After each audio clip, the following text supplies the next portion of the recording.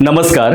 आज आपण महाराष्ट्र शासनाच्या सामाजिक न्याय आणि विशेष सहाय्य विभागामार्फत राबवल्या जाणाऱ्या अपंग व्यक्ती विवाह प्रोत्साहन योजनेबद्दल सविस्तर माहिती जाणून घेणार आहोत. या योजनेचा मुख्य उद्देश अपंग आणि अपंग नसलेल्या व्यक्तींमधील विवाहास सामाजिक प्रोत्साहन देणं आणि त्या जोडप्याला आर्थिक आधार मिळवून देणं हा आहे.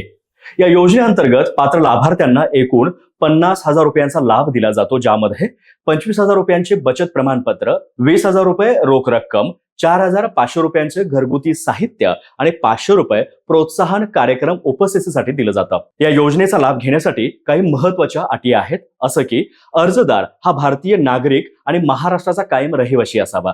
अर्जदाराचं अपंगत्वाचं प्रमाणपत्र 40% किंवा त्यापेक्षा जास्त असावं आणि हा विवाह अपंग नसलेल्या व्यक्तीशी झालेला असावा.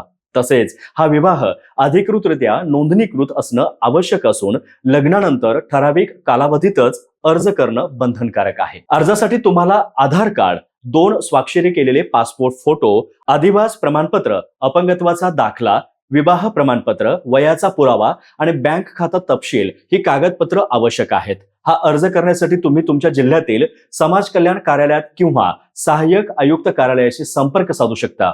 लक्षात ठेवा, या योजनेचा लाभ आयुष्यात फक्त एकदाच घेता येतो आणि अर्जात चुकीची माहिती आढळल्यास लाभ रद्द होऊन वसुली सुद्धा केली जाते.